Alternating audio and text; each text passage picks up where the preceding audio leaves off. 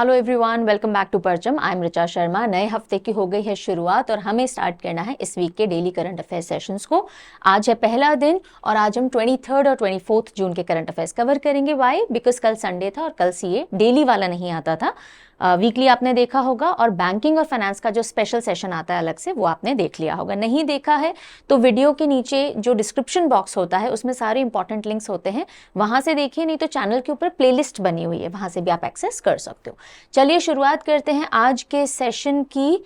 Last session के अंदर जो मैंने जाते जाते क्वेश्चन ऑफ द डे पूछा था, उसका आंसर डिस्कस करने से शुरू करेंगे।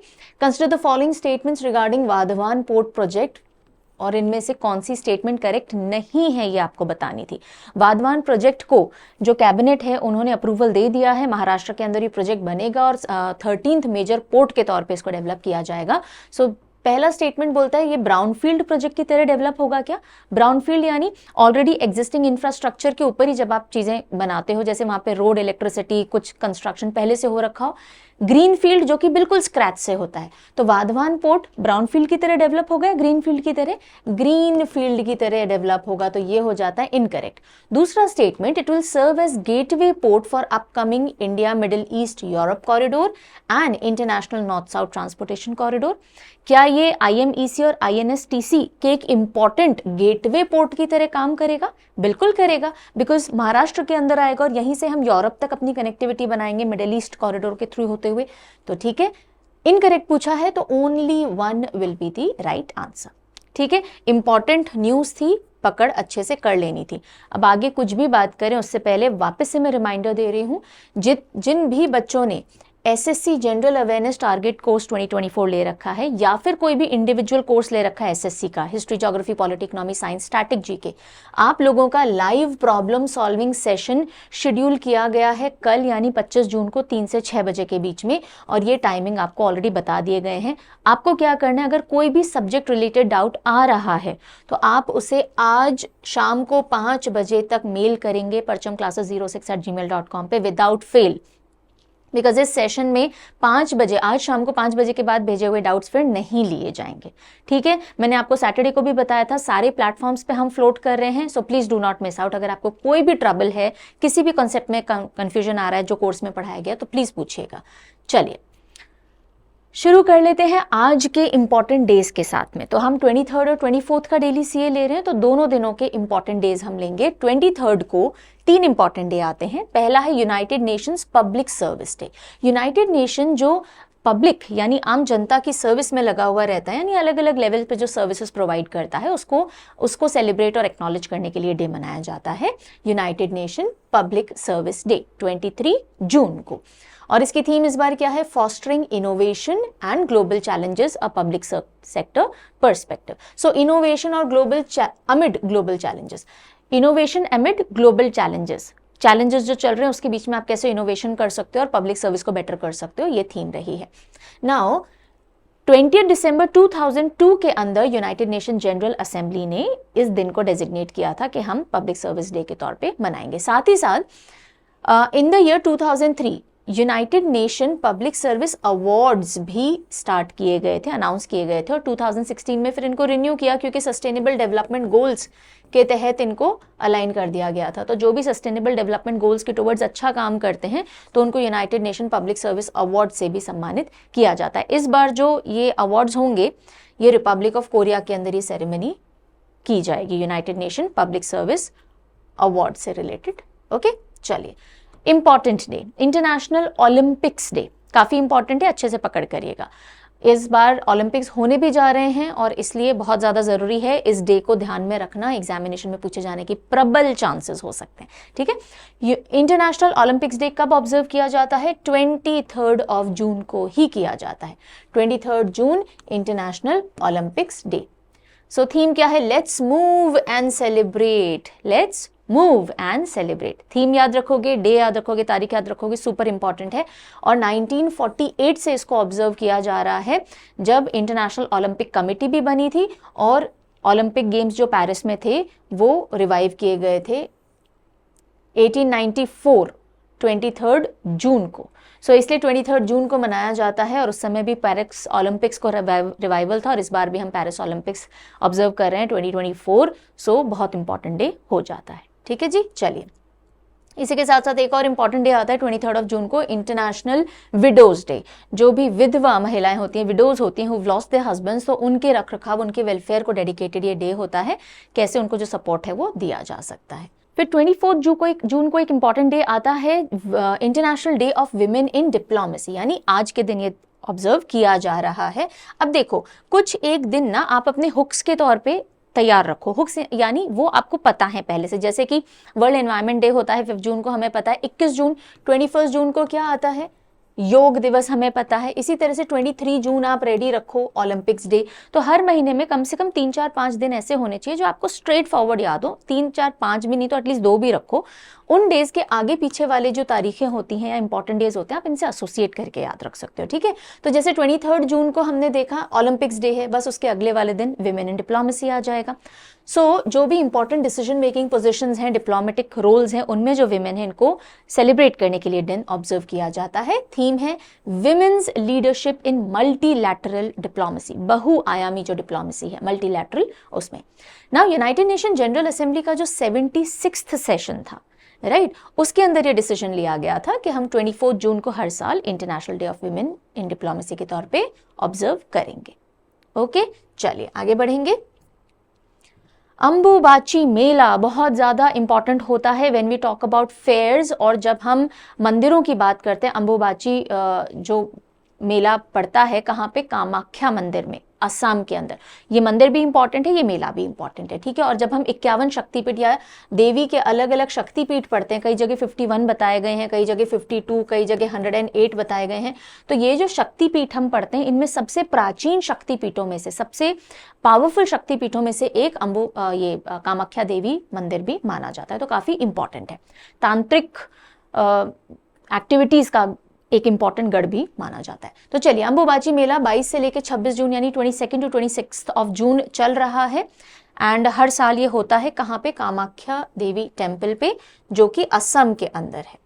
कौन सी हिल के ऊपर है, नीलाचल हिल के ऊपर है। क्वेश्चंस किस तरह से बनते हैं, कौन सी हिल पे ये सिचुएटेड है, या फिर कौन सी डेटी की पूजा होती है, या फिर क्यों मनाया जाता है ये मेला, एटसेट्रा एटसेट्रा। सो अंबुबाची मेला कामाख्या टेम्पल पे शुरू हुआ 22 से 26, annual menstruation of goddess Kamakhya माना जाता है, और इसीलिए विमेन की फर्टिलिटी, वुमेनहुड से रिलेटेड ये मेला है। ऐसा माना जाता है देवी कामाख्या जो यहाँ पे विराजमान है, उनका 3 दिन का मेंस्ट्रुएशन साइकिल चलता है, 3 नहीं रादर 5 डेज का मेंस्ट्रुएशन साइकिल चलता है, 22, 23, 24, 25 एंड 26, और इन 5 दिन यहाँ पे मेला भरा जाता है। तो जो भी फीमेल है जिनको फर्टिलिटी को लेकर के इश्यूज होते हैं, कंसीव नहीं कर पा रहे हैं, मदरहुड नहीं अचीव कर पा रही हैं, तो वो पर्टिकुलरली यहाँ पे आती हैं डिवोटीज बन के। और ये मॉनसून के टाइम में ही हो रहा होता है। अभी देखो मिड जून का टाइम है, मिड जून वाला जो टाइम है असमीज कैलेंडर के हिसाब से आहार महीना चल रहा है वहां पे। कौन सा, आहार महीना, और उसमें ये मेला पड़ता है। इसको अमेठी या तांत्रिक फर्टिलिटी फेस्टिवल भी बोलते हैं। तंत्र मंत्र से आपकी फर्टिलिटी इंप्रूव करने के लिए ये जाना जाता है। चलो, सो अब कामाख्या देवी मंदिर के बारे में देखते हैं। कौन सी पहाड़ी पे सिचुएटेड है, नीलाचल हिल पे, और पास में से ब्रह्मपुत्र रिवर बहती है गुवाहाटी असम में। तांत्रिक प्रैक्टिस हमने बता दिया।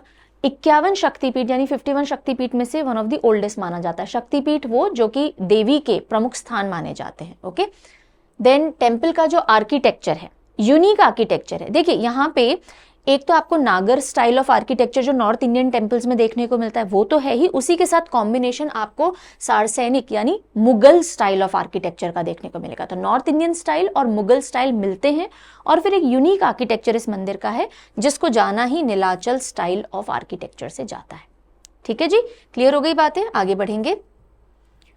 ओके, सो जीएसटी काउंसिल की मीटिंग हुई है, 53rd edition of GST council meet, और उसमें union minister of finance and corporate affairs ने लीड किया, और 22 ऑफ जून को ये हुई है। तो देखते हैं इसके की हाइलाइट्स क्या रहे हैं। सो पहली चीज, कौन सा edition of GST council meeting हुआ, 53rd एडिशन हुआ, और इसको किसने चेयर किया, निर्मला सीतारमन जी ने चेयर किया। जितने भी अलग अलग स्टेट्स थे उनके जो फिनेंस मिनिस्टर्स हैं ऑफ द स्टेट, उन्होंने अटेंड किया है इसको, कुछ स्टेट के सीएम्स भी आए थे। जो की हाईलाइट्स हैं वो ये हैं कि भाई रेलवे सर्विसेज जो होती हैं, जैसे कि आप टिकट सेल करते हो या रूम फैसिलिटीज़ होती हैं, वेटिंग रूम या क्लोक रूम फैसिलिटी यूज़ करने के लिए जो पैसे इकट्ठे हो रहे हैं उन पे कोई जीएसटी नहीं लगेगा। So they are exempted from GST. Second announcement जो हुआ, जो हॉस्टल सर्विसेज होती हैं उनको भी एग्जेम्प्ट किया जाएगा विद सर्टेन कंडीशंस। तो जो एजुकेशनल इंस्टीट्यूशंस हैं जैसे कॉलेज वगैरह, उनके बाहर हॉस्टल्स बनाए जाते हैं, बच्चे रहते हैं, तो हॉस्टल अकोमोडेशन को 20,000 पर पर्सन पर मंथ तक एग्जेम्प्ट है। यानी इतना अगर आप इनसे किराया वसूल कर रहे हो तो उस पैसे पे आपको जीएसटी नहीं देना है। कंडीशन क्या है? Only if the stay is up to 90 days, 90 दिन, यानी अप्रॉक्सीमेटली 3 महीने तक अगर कोई स्टूडेंट रह रहा है और वो आपको हर महीने 20,000 रुपए तक देता है ना, टोटल मतलब इन ऑल, तो उस पे आप जीएसटी माफ रहेगा आपका। फर्दर जीएसटी रिटर्न्स की जो तारीख है उसके अंदर इजाफा किया गया है, 30 अप्रैल से बढ़ा के जून 30 किया गया है फिस्कल ईयर 24-25 और उसके आगे के लिए जो डेडलाइन होती है जीएसटी रिटर्न फिल करने की। जीएसटी जो कार्टन बॉक्सेस पे है उसको 18% से 12% पे रिड्यूस किया गया। कार्टन जो होते हैं जैसे अमेजॉन वगैरह के आप ऑर्डर मंगाते हो तो कार्टन आते हैं। सोलर कुकर्स जो हैं उन पे एक यूनिफॉर्म जीएसटी रेट रहेगा, किसी भी तरह का सोलर कुकर हो 12% का। अच्छा, एक चीज क्लियर रखिएगा कि ये जो जीएसटी काउंसिल होता है ये रेकमेंड करता है, ये फाइनल नहीं है। जीएसटी काउंसिल का क्या काम है? जीएसटी से रिलेटेड सरकार को रिकमेंडेशंस देना। ये सारी रिकमेंडेशंस आई हैं, मानना ना मानना सरकार के ऊपर है, ठीक है। मिल्क कैंस, जो मिल्क के कैंस आते हैं उनके ऊपर 12% रहेगा सभी कैंस पे, अब वो किसी भी मटेरियल से बने हुए हों। स्प्रिंकलर्स जो होते हैं, जो कि आग लग गई तो स्प्रिंकलर्स है एटसेट्रा, सो उन पे भी 12% का यूनिफॉर्म जीएसटी रेट रेकमेंड किया गया है, ठीक है। तो ये कुछ रिकमेंडेशंस जो जीएसटी के आए थे वो हमने देख लिए। अब जीएसटी काउंसिल के बारे में समझते हैं कि article 279A1 of Indian constitution के हिसाब से GST council is responsible for making recommendations to the union and states on important GSTs, ठीक है। तो केंद्र को और राज्य सरकारों को इंपॉर्टेंट रिकमेंडेशन देने का काम कौन करेगा? जीएसटी काउंसिल करेगा। ये पावर इसको कौन देता है? Article 279A1। अब जीएसटी रेजीम, जीएसटी का कॉन्सेप्ट ही कब आया इंडिया के अंदर? ये आया कॉन्स्टिट्यूशन के 122nd अमेंडमेंट बिल जब पास किया गया था दोनों हाउसेज में 2016 में, तो ये जीएसटी बिल लाया गया था कि भाई जो गुड्स एंड सर्विसेज टैक्स है इस तरह से लाया जाए, और इसको इफेक्ट में यानी एनफोर्समेंट में कब लगाया गया? 2017 में। So goods and services tax का इम्प्लीमेंटेशन या एनफोर्समेंट जो है इस एक्ट का वो 2017 से देखने को मिलता है इंडिया में। चलिए आगे बढ़ेंगे, उससे पहले सारे नए बच्चों को बताना ये मेरी रिस्पॉन्सिबिलिटी है कि जो भी आप डेली सीएमए पढ़ते हो उसका पीडीएफ आप कहाँ से एक्सेस कर सकते हो। नोट्स बनाने की जरूरत नहीं है, मेरा ओपिनियन यही है। अनलेस आपको फर्दर कोई न्यूज़ डिटेल में पढ़नी है, उसका पूरा एनालिसिस करना है, जो कि आप यूपीएससी लेवल का अगर कोई एग्जाम दे रहे हो, कोई एक न्यूज़ को आप और डिटेल में पढ़ना चाहते हो तो वो हेडलाइन लिख करके रख लो कि मुझे इसकी और स्टडी करनी है डिटेल में। बाकी सब आप पीडीएफ से पढ़ सकते हो, जो कि आपको परचम के टेलीग्राम और परचम के ऐप से फ्री मटेरियल सेक्शन में मिल जाएगा, ठीक है जी। इसके अलावा अगर कोई भी करंट अफेयर रिलेटेड पीडीएफ चाहिए या किसी भी सब्जेक्ट का पीडीएफ चाहिए जो यूट्यूब पे क्लासेस लगती हैं, तो parchamclasses.in पे आप जाओगे, .in याद रखिएगा। जैसे कि अभी आपके जो भी एग्जाम्स आएंगे उनमें करंट अफेयर बहुत बहुत सिग्निफिकेंस रखता है, तो अगर आपको मंथली मैगजीन्स चाहिए तो मंथली मैगजीन्स भी आपको parchamclasses.in पे मिलेंगी। हर महीने की मैगजीन लो, इससे बेटर है आप ये सब्सक्रिप्शन ले लीजिए परचम ऐप से। तो इसमें न सिर्फ मंथली मैगजीन पर डेली, वीकली, मंथली, अब हम 6 मंथ सीरीज आपके लिए लाना शुरू करेंगे, वो सारे पीडीएफ भी यहाँ मिल जाएंगे एक ही जगह पे, ओके। इसी के साथ साथ सवाल ई बुक एक और ऑफरिंग है जो हर महीने आपको 200 से ज्यादा एमसीक्यू विद डिटेल एक्सप्लेनेशन देती है। ये आपको इंडिविजुअल parchamclasses.in पे मिलेगा। सब्सक्रिप्शन, एनुअल सब्सक्रिप्शन किसी भी चीज का परचम ऐप से आप ले सकते हो। कोई कोर्स लेना है, सब्सक्रिप्शन लेना है, प्लीज चेकआउट परचम ऐप। ज्यादा जानकारी के लिए हेल्पलाइन नंबर है। परचेज कर लिया है उसके बाद कोई सपोर्ट चाहिए, प्रॉब्लम आ रही है, parchamclasses06@gmail.com पे आपको लिखना है। टाइमिंग और डेज का ध्यान दीजिएगा।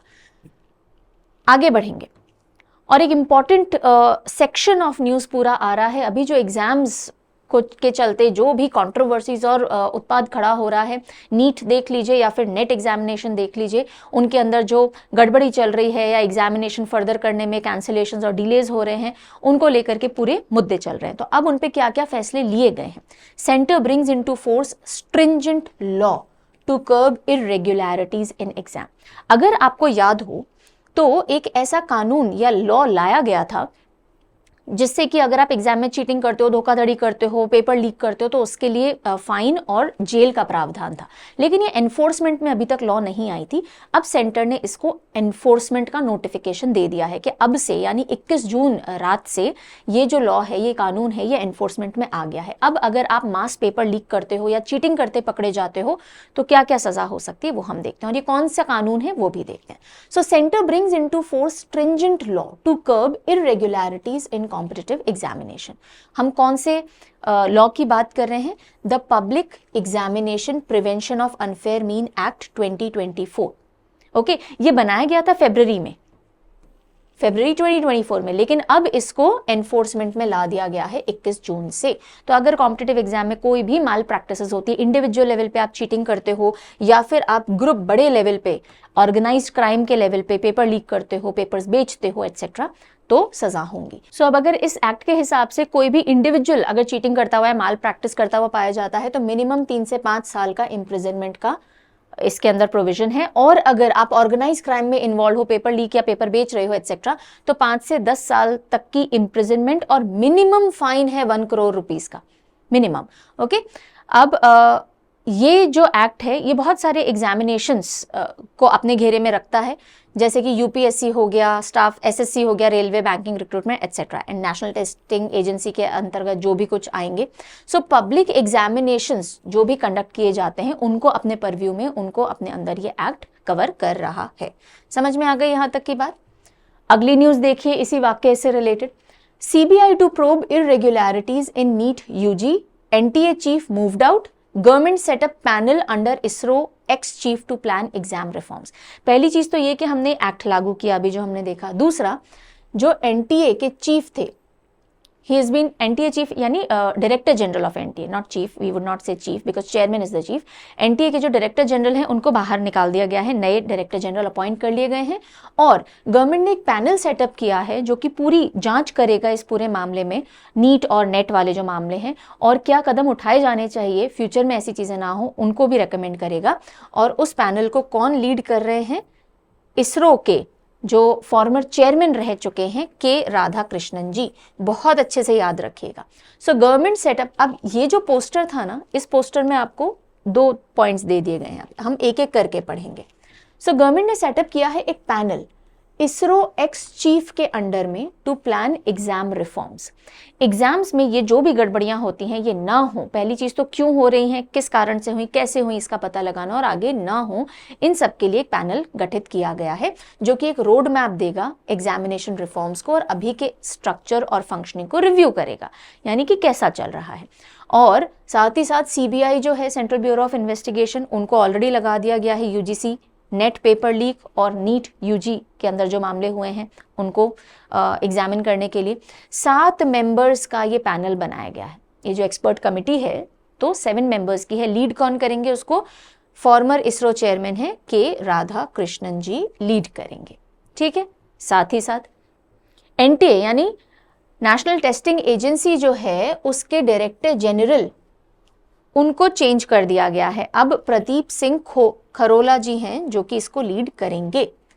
खरा खरा एग्जाम हो, खरोला से कैसे याद रखोगे? खरा खरा यानी एकदम सही सही, तो खरा खरा एग्जाम हो। एनटीए जो भी करवा रही है, नेशनल टेस्टिंग एजेंसी के अंडर में जो भी एग्जाम हो रहा है वो खरा हो, इसके लिए प्रदीप सिंह खरोला जी को एडिशनल चार्ज दे दिया गया है डायरेक्टर जनरल ऑफ एनटीए का। इससे पहले कौन हेड कर रहे थे इस पोजीशन को? सुबोध कुमार सिंह कर रहे थे। अब इनको सिस्टम से बाहर कर दिया गया है और ये जो लीडरशिप है ये अब खरोला जी के हाथ में आ गई। खरोला जी 2022 से ही चेयरमैन के तौर पे वर्क कर रहे हैं इंडिया ट्रेड प्रमोशन ऑर्गेनाइजेशन के, और अब इनको एडिशनल चार्ज भी दिया गया है जब तक नया पर्सन अपॉइंट नहीं किया जाता। अब बहुत देर से हम एनटीए की बात कर रहे हैं, national testing agency. Now what is this NTA? Let us understand. NTA एक ऑटोनॉमस बॉडी है जो कि सितंबर 2017 के अंदर गठित की गई थी। मेन फंक्शन क्या था? जितने भी एंट्रेंस एग्जामिनेशन होते हैं हायर एजुकेशनल इंस्टीट्यूशन में एडमिशन के लिए, उनको कंडक्ट करवाने का ये काम करती है, राइट। जैसे कि NEET, JEE, CTET, GATEs et cetera, ये सब आपके सामने लिखे हुए हैं। तो ये सारे एग्जाम्स हैं जो एनटीए के अंडर में आते हैं, राइट। एसएससी अलग है, यूजीसी अलग है, इसी तरह से एनटीए है। एनटीए हायर एजुकेशन इंस्टीट्यूशन के एग्जाम्स को ओवरलुक करती है। और अभी इसको कौन चेयर कर रहे हैं, चेयरपर्सन कौन है, प्रदीप कुमार जोशी। सो एनटीए के चेयरपर्सन प्रदीप कुमार जोशी जी हैं और अभी डायरेक्टर जनरल खरोला जी को बनाया गया है। समझ में आ गई बात, ये टॉप लीडरशिप में दोनों लोग आ जाते हैं। चलिए,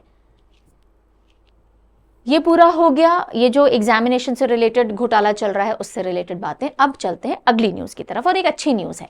the Iberian lynx is back from the brink of extinction. Iberian lynx क्या है, ये एक तरह की बिल्ली है, कैट है।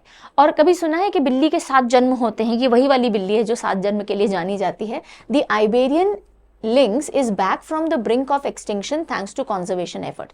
ये जो कैट है ये मेजरली कहाँ की नेटिव है, ये मेजरली नेटिव है स्पेन और पोर्टुगल की, और इसकी जो संख्या है ये बहुत कम हो गई थी, एंडेंजर्ड कैटेगरी में ये आ गई थी। अगर आप IUCN के हिसाब से देखो तो least concern, near threaten, vulnerable, endangered, उसके बाद आता है क्रिटिकली एंडेंजर्ड, वाइल्ड में एक्सटिंक्ट हो गई और दुनिया से ही चल बसी, पूरी तरह से एक्सटिंक्ट हो गई। तो ये जो आइबेरियन लिंक्स थी ये एंडेंजर्ड में थी, पर इसमें अच्छे कंजर्वेशन एफर्ट हुए हैं और अब ये वल्नरेबल कैटेगरी में आ गई है, यानी इसकी संख्या थोड़ी बढ़ गई है।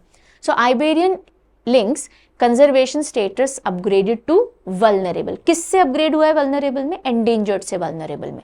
तो ये स्पेन और पोलैंड में अगर आप 2001 में देखो, जहाँ की नेटिव स्पीशीज है, तो 2001 में 62 अडल्ट इंडिविजुअल्स ही रह गए थे। 2022 में ये बढ़ के 648 हुए और अब इनकी संख्या 2000 से भी ज्यादा है, और इसलिए इसको वल्नरेबल में शिफ्ट कर दिया गया है। इसका नेम देखेंगे अगर आप, जूलॉजिकल नेम लिंक्स पार्डिनस है, और कैट विद 9 लाइव्स इसको जाना जाता है।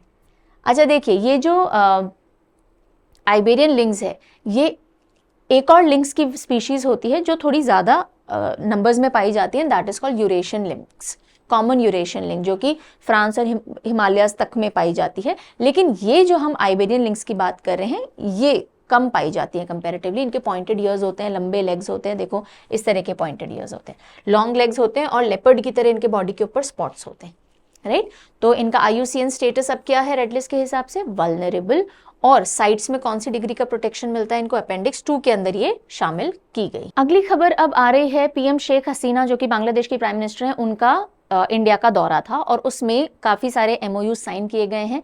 दोनों देशों के बीच में काफी सारी डील्स हुई जिनका अनाउंसमेंट भी किया गया है, तो उससे रिलेटेड हम न्यूज देख लेते हैं। स्ट्रेंथनिंग टाइज, अच्छा PM मोदी जो अपना 3rd टेन्योर या 3rd term as PM lead कर रहे हैं अब, सो NDA का जो 3rd टर्म है उसमें पहली विजिट अगर किसी फॉरेन प्राइम मिनिस्टर या प्रेसिडेंट की इंडिया में रही है तो वो बांग्लादेश से रही है, ठीक है। तो चलिए मेन अनाउंसमेंट्स क्या हैं देखते हैं। India to start medical visa facility for Bangladesh nationals. जो बांग्लादेशी लोग मेडिकल वीजा यानी किसी बीमारी के इलाज के लिए भारत में आना चाहते हैं तो मेडिकल वीजा फैसिलिटी स्टार्ट की जाएगी उनके लिए, फटाफट मिल जाता है बिकॉज वीजा। तो मेडिकल रीजन से whosoever is coming to India from Bangladesh will be getting an visa. So सबसे पहले तो ये अनाउंसमेंट हुआ। उससे पहले देखते हैं PM शेख हसीना इंडिया की पहली स्टेट गेस्ट बनी है 3rd tenure of NDA government के अंदर। टोटल इस विजिट में 8 MOU साइन और रिन्यू किए गए हैं और 2 नए विजन डॉक्यूमेंट्स, यानी फ्यूचर में हम किन चीजों में साथ में काम करेंगे वो अनाउंस किए गए हैं। एक है डिजिटल और दूसरा है ग्रीन पार्टनरशिप। डिजिटल डोमेन के अंदर दोनों देश अच्छे से काम करेंगे और ग्रीन पार्टनरशिप दोनों देश बढ़ाएंगे। अब जो कॉमन पॉइंट्स निकल के आए इस मीटिंग के वो थे मेडिकल वीजा फैसिलिटी जो हमने अभी देख लिया। दूसरा, इंडिया एक नया कंसुलेट तैयार करेगा, ओपन करेगा रंगपुर के अंदर बांग्लादेश में। बांग्लादेश का जो रंगपुर है वहां पे एक और इंडिया का कॉन्सुलेट रेडी होगा क्योंकि जो नॉर्थ वेस्टर्न साइड है बांग्लादेश का वहां के जो लोग हैं उनको भी सपोर्ट मिल सके। फर्दर देखेंगे तो PM मोदी ने जो वक्तव्य अपना दिया, जो एड्रेसल दिया, उसके अंदर जो पॉइंट्स निकल के आए हैं कि India and Bangladesh Indian rupee के अंदर ट्रेडिंग स्टार्ट करेंगे, राइट। देन इलेक्ट्रिसिटी एक्सपोर्ट, जो नेपाल से बांग्लादेश के अंदर इलेक्ट्रिसिटी एक्सपोर्ट होगा इंडिया ग्रिड से, ये स्टार्ट हो चुका है, ठीक है।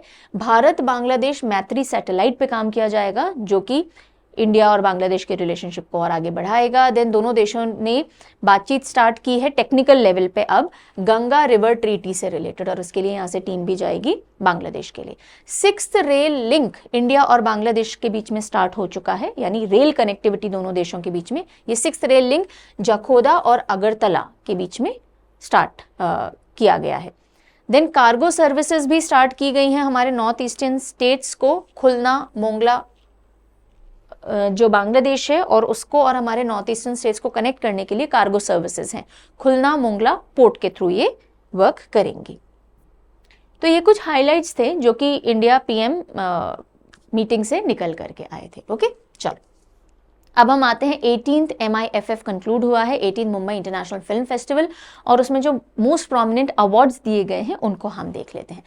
तो the golden thread best international documentary film, एक अवार्ड जो सबसे इंपॉर्टेंट है, आपको पता होना चाहिए, दो हैं, एक तो लाइफ टाइम अचीवमेंट अवार्ड जो हम पहले देख चुके हैं, आज रिवाइज कर लेंगे, दूसरा है best international documentary film. MIFF की खास बात क्या थी, ये डॉक्यूमेंट्रीज या फिर आर्ट फिल्म कैटेगरी के लिए ही ये इंटरनेशनल फिल्म फेस्टिवल ऑर्गेनाइज किया जाता है। 18th एडिशन इस बार हुआ मुंबई में, और बेस्ट इंटरनेशनल डॉक्यूमेंट्री फिल्म जिसको गोल्डन कॉन्च अवार्ड दिया जाता है, गोल्डन कॉन्च अवार्ड किसको मिला है, द गोल्डन थ्रेड को। किसने डायरेक्ट की है मूवी, निष्ठा जैन ने की है। Let us look at the things now. So the golden thread awarded as best documentary in international category, और उस इंटरनेशनल कैटेगरी को या इस अवार्ड को क्या बोलते हैं, गोल्डन कॉन्च अवार्ड। किसको मिला है बेस्ट डॉक्यूमेंट्री के लिए, निष्ठा जैन की गोल्डन थ्रेड फिल्म को। एक चीज समझ में आ गई। दूसरा, हमने पहले ही देखा था कि V Shantaram lifetime achievement award किसको दिया जा रहा है, दिया जा चुका है, सुबैया नल्लामुथु जी को दिया जा चुका है, जो कि वाइल्ड लाइफ फिल्म मेकिंग के अंदर इन्वॉल्व थे।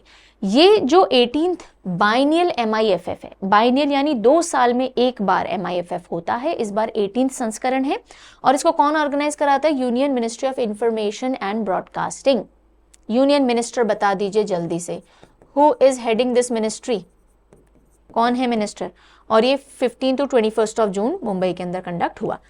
सो अभी हमने बेस्ट इंटरनेशनल डॉक्यूमेंट्री फिल्म देख ली, इसके अलावा best international short fiction film, ये अवार्ड किसको गया, सावर मिल्क, खट्टा दूध सावर मिल्क, डायरेक्टेड बाय, मतलब ये एस्टोनिया की मूवी है, डायरेक्टर के नाम मेरे ओपिनियन में याद रखने की जरूरत नहीं है, फिर भी मैंने दे दिया है। बेस्ट इंटरनेशनल एनिमेशन फिल्म वो गया है जीमा को, जो कि पोलैंड की है। Okay, and Pramodpati award for most innovative experimental film, जो कि डायरेक्टर को जाता है, वो गया है the old young cow, Japan की ये मूवी है। सो ये 3 मूवीज और थोड़ा ध्यान में आप रख लेंगे, लेकिन मोस्ट इंपॉर्टेंट वही है, life time achievement and best international documentary film. चलिए आगे बढ़ेंगे, और पुष्पक का फाइनल ट्रायल हो चुका है पूरा। पुष्पक क्या है, हमारा रीयूजेबल लॉन्च व्हीकल है। तो एक बार हमने यूज किया, फिर उसी से बना करके दूसरी बार हमने यूज किया, उसी को हमने रीयूज किया 3rd बार, और ये 3rd और फाइनल जो ट्रायल था ये सक्सेसफुली कंडक्ट कर लिया गया है। ISRO achieve successful landing of reusable launch vehicle Pushpak. तो पुष्पक क्या है, रीयूजेबल लॉन्च व्हीकल है। आप जब सैटेलाइट लॉन्च करते हो तो एक रॉकेट बोल दीजिए या लॉन्च व्हीकल होता है, उस लॉन्च व्हीकल को हम रीयूज कर सकें, ऐसा लॉन्च व्हीकल हम बनाने की कोशिश कर रहे थे, बना लिया था, उसको ट्रायल किया और सक्सेसफुल हो चुका है। अब हम इसको यूज कर सकते हैं हमारे स्पेस मिशंस के अंदर। सो इसरो ने 3rd एंड फाइनल पुष्पक का, जो कि एक रीयूजेबल लॉन्च व्हीकल है, लैंडिंग एक्सपेरिमेंट LEX कंप्लीट कर लिया है। एंड हमने पुष्पक ने अर्लियर डेमोन्स्ट्रेशन से विंग्ड बॉडी और फ्लाइट सिस्टम को रीयूज किया है, और उसके बाद भी ढंग से इन्होंने काम कर लिया है, और ये एक एरोप्लेन की तरह रिटर्न होता है। ठीक है, सो सैटेलाइट को लेके जाएगा स्पेस में, रिटर्न होगा, और लैंड कैसे करेगा, रनवे पे लैंड करता है ये। नेक्स्ट न्यूज जो आ रही है वो IIT दिल्ली से आ रही है। IIT दिल्ली के एक स्टूडेंट है, नाम ध्यान रखेंगे, Kalash Gupta. He has become world's top coder, और इन्होंने अभी तक का सबसे बड़ा कोडिंग कॉन्टेस्ट जो कि गिनीज वर्ल्ड रिकॉर्ड में भी शामिल है, वो जीत करके और प्राइज मनी भी जीत लिया है $10,000 का। सो कलश गुप्ता जो कि IIT दिल्ली के स्टूडेंट हैं, वर्ल्ड का लार्जेस्ट कोडिंग कॉम्पिटिशन इन्होंने अपने नाम कर लिया है, और उसका नाम क्या है, TCS code Vita. TCS code Vita Guinness world record में शामिल है, दुनिया का लार्जेस्ट प्रोग्रामिंग कॉन्टेस्ट की तरह से। इसके अंदर करीब 1 लाख से भी ज्यादा पार्टिसिपेंट्स थे 87 कंट्रीज के, और उनमें से Kalash Gupta has won the TCS CodeVita. Then एक छोटी सी खबर है, वन लाइनर के तौर पे ध्यान रखनी है कि Bhopal has hosted avian influenza response simulation exercise. अगर बर्ड फ्लू हो जाए, एवियन इन्फ्लुएंजा हो जाए, H5N1 हो जाए, तो फिर हम कैसे रिस्पॉन्ड करेंगे, क्या क्या हमारे एक्शंस होने चाहिए, इसके लिए भोपाल ने एक avian influenza response simulation exercise hold की है, यानी कंडक्ट की है। किसके साथ मिलके? वर्ल्ड बैंक के साथ मिलके। So ministry of animal husbandry, fisheries and dairying, ministry of animal husbandry, fishery and dairying, बिल्कुल सही सोचा आपने। आप कैबिनेट मिनिस्टर बताओगे मुझे, कैबिनेट मिनिस्टर यानी कि यूनियन मिनिस्टर, सॉरी, इसको होल्ड करने वाले कौन है? So ministry of animal husbandry, dairying and fisheries और वर्ल्ड बैंक ने मिलकर 2 दिन का सिमुलेशन एक्सरसाइज कहाँ किया? मध्य प्रदेश के भोपाल के अंदर किया है कि अगर एवियन इन्फ्लुएंजा हो जाए तो हमारा रिस्पॉन्स कैसे कैसे होना चाहिए। तो प्रिपेयर रखने के लिए खुद को ये एक्सरसाइज की गई।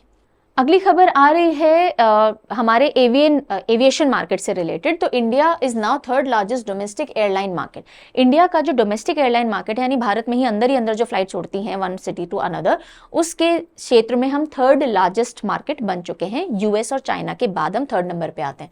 अगर आप अप्रैल 2014 का डेटा देखोगे तो 79 लाख कैपेसिटी हमारी थी डोमेस्टिक फ्लाइट्स को लेकर के, यानी इतनी सीट्स की कैपेसिटी हमारे पास थी। 2024 की अगर आप बात करोगे 1.55 करोड़ की डोमेस्टिक फ्लाइंग कैपेसिटी हम लोग रखते हैं सीट्स की, यानी इतने लोग फ्लाई कर सकते हैं। So India has become the 3rd largest domestic airline market, और हमने किसको पीछे छोड़ दिया है? ब्राजील को पीछे छोड़ दिया है। 1.55 करोड़ डोमेस्टिक कैपेसिटी हम रखते हैं, और अभी जो मंथ गया है उसमें 11.2% से हमने ग्रोथ रजिस्टर की है। ओवरऑल अगर आप देखोगे तो एनुअली हमारा जो डोमेस्टिक फ्लाइंग मार्केट है वो 6.9% से ग्रो किया है। टॉप 5 देश में जो भी देश आते हैं उनमें सबसे ज्यादा तेजी से हमारा मार्केट ग्रो कर रहा है। इसमें इंडिगो का बहुत बड़ा योगदान है। इंडिगो का जो शेयर है उसने अपना मार्केट शेयर 2014 से 62% तक बढ़ाया है। ओके, क्योंकि लो कॉस्ट फ्लायर है, कम पैसों में आप उड़ सकते हो, उस हिसाब से काफ़ी सारे लोग इसमें फ्लाई करते हैं। और मुंबई दिल्ली वाला जो रूट है वो ग्लोबली 8th सबसे बिजिएस्ट रूट देखा गया है। 2014 में हमारा मार्केट सबसे स्मॉलेस्ट था, करीब 80 लाख डोमेस्टिक सीट्स की कैपेसिटी हमारी थी, अब वो बढ़ करके क्लोज टू 1.55 करोड़ हो गई है। अगली खबर देखेंगे और वो ये आ रही है कि नेटो के जो हेड हैं वो बहुत जल्दी रिप्लेस हो जाएंगे। स्टोल्टनबर्ग की जगह अब डच प्राइम मिनिस्टर रूट, जो कि अपनी प्राइम मिनिस्टर पोजीशन शिप से हटने वाले हैं, वो अब नेटो के हेड के तौर पे देखे जाएंगे। कब से? अक्टूबर से। सितंबर एंड में स्टोल्टनबर्ग, जो कि नेटो के अभी हेड हैं, जेंस स्टोल्टनबर्ग, वो हटेंगे और अक्टूबर 2 ऑनवर्ड्स मार्क रूट इस पोजीशन पे आ जाएंगे। मार्क रूट जो कि नेदरलैंड्स के प्राइम मिनिस्टर हैं 14 साल से, he will be appointed as the new secretary general of NATO, North Atlantic Treaty Organization. Clear है? इंपॉर्टेंट अपॉइंटमेंट है, ध्यान रखिएगा। अक्टूबर से है ये, अभी तो जेंस स्टोल्टनबर्ग ही हैं, इनका अपॉइंटमेंट अनाउंस किया गया है।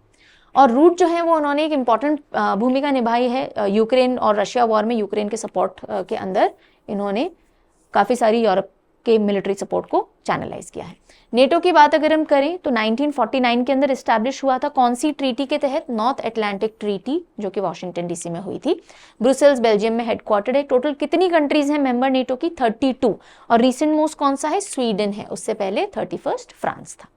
ये रीसेंट मोस्ट कंट्रीज इंपॉर्टेंट होते हैं, ध्यान रखेंगे। अब हम कुछ सैड डिमाइज पे आ जाते हैं। अयोध्या राम मंदिर ध्यान है? बिल्कुल ध्यान, भूल ही नहीं सकते। सो उसकी जो प्राण प्रतिष्ठा करवाई थी जिन प्रीस्ट ने, जिन आचार्य ने, उनका अब निधन हो गया है। सो अयोध्या राम मंदिर प्राण प्रतिष्ठा सेरेमनी के जो चीफ प्रीस्ट थे, मुख्य आचार्य थे, आचार्य लक्ष्मीकांत दीक्षित जी, इनका हो गया है निधन। ठीक है, और प्राण प्रतिष्ठा मंदिर का कॉन्सेक्रेशन सेरेमनी कब हुई थी? 22 जून को हुई थी। देन फॉर्मल बास्केटबॉल प्लेयर रह चुके एस.के. सुब्रमण्यम जी, इनका भी निधन हो चुका है। ये प्लेयर भी रहे हैं, ऑर्गेनाइजर रहे हैं, रेफरी रहे हैं, और ये अकेले भारतीय रहे हैं जिन्होंने 1982 एशियन गेम्स, मतलब एशियन गेम्स के अंदर जिन्होंने ऑफिशिएट किया हो। 1982 के अंदर साउथ कोरिया और चाइना के बीच में फिनाले था एशियन गेम्स का बास्केटबॉल का, उसके अंदर इन्होंने ऑफिशिएट किया था।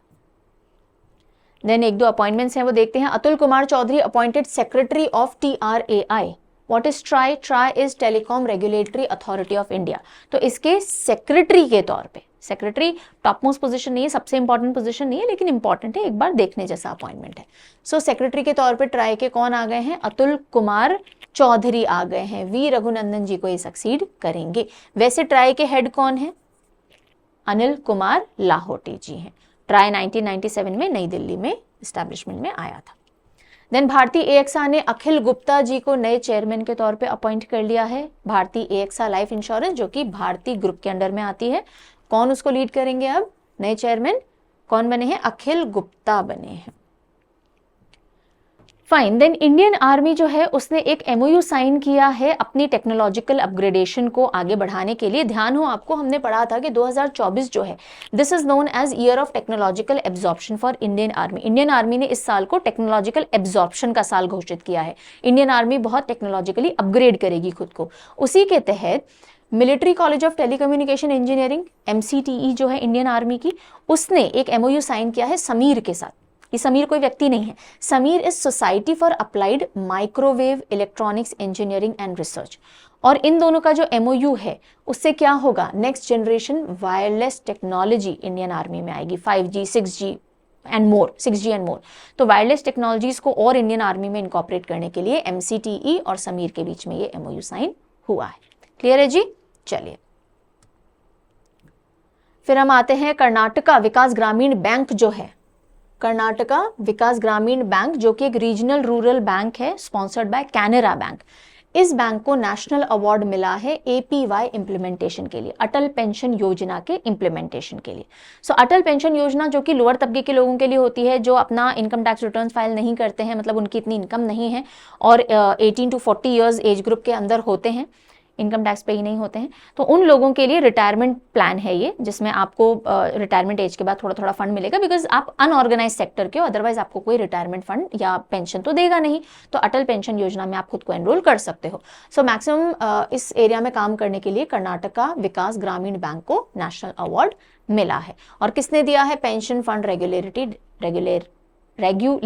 डेवलपमेंट अथॉरिटी PFRDA ने दिया है, काफी सारे एनरोलमेंट लोगों के APY के अंदर करवाने के लिए।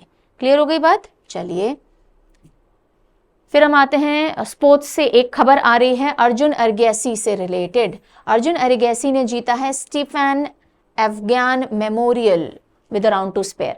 सो Stepan Avagyan memorial with round to spare जीत करके अर्जुन एरगैसी बन गए हैं अभी तक की अपनी बेस्ट लाइव रैंकिंग के हकदार, and that is 4th ranking if I'm not mistaken. He has, yes, 4th spot in live chess ratings.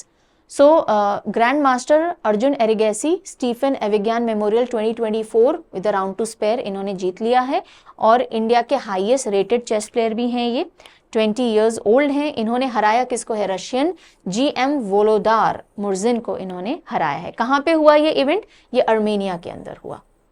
Stephen Avagyan memorial 2024 Armenia में हुआ, जिसमें अर्जुन एरगैसी जीते हैं। रशिया के GM वोलोदार को इन्होंने हराया है और अभी तक की अपनी करियर की बेस्ट लाइव चेस रेटिंग में आए हैं 4th स्पॉट पे।